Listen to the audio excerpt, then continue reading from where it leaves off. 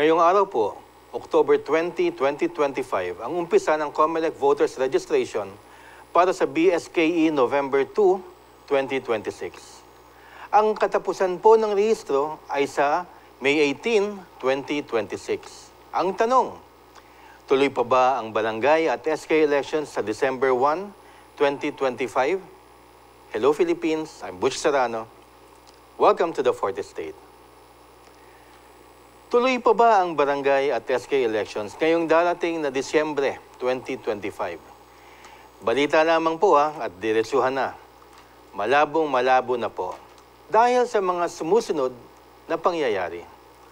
Una, wala pa pong desisyon ang Korte Suprema simula nang nag-file si Atty. Romulo Macalintal na ideklara ang pinasang batas na Republic Act 12232 na unconstitutional.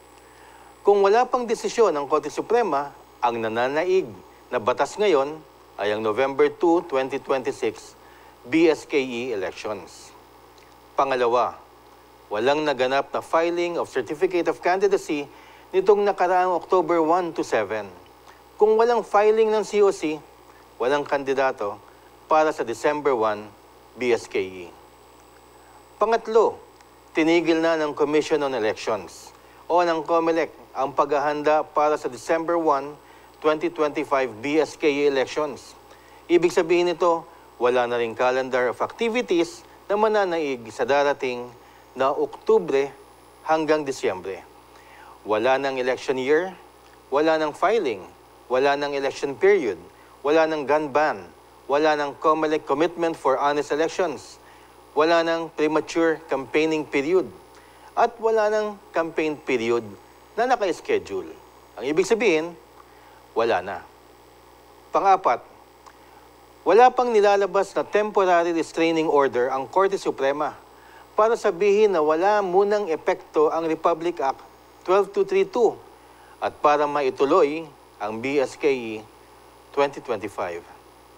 Panglima, mag-uumpisa ng mag-imprenta ang COMELEC ng mga balota para sa November 2, 2026 BSKE. Ibig sabihin, mismong COMELEC hindi na naniniwala na matutuloy ang BSKE ngayong taon sapagkat ang nakalagay sa pinapa-imprentang balota ay 2026 na. Bakit? Sapagkat ang preparasyon ng Commission on Election ngayon ay para sa BARM Parliamentary Elections o bagong tinatawag nilang BPE. Ang BPE magaganap sa buwan ng Marso 2026.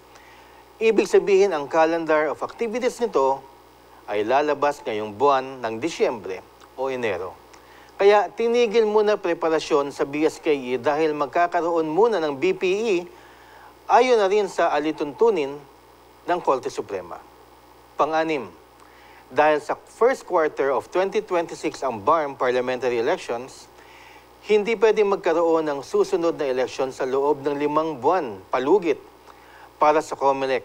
Kaya't inaasahang pagkatapos ng BARM Parliamentary Elections sa Marso, ang susunod na palugit kung sakaling mapaaga ang BSKE ay sa mga bare months na ng 2026. At kung sakaling madeklara na unconstitutional ang Republic Act 12232, ang uunahin muna ng COMELEC bago ang bagong petsa ng halalan ay kung kailan ang 3 buwan na calendar of activities para si BSKE 2026. Kung sakali naman na umiiral na batas ay madeklarang constitutional ng Korte Suprema, legit na at tuloy na sa November 2, 2026, ang araw ng patay. Ang araw ng halalan. Maraming salamat po. I'm Butch Serrano, and this is the Fourth Estate. See you next week.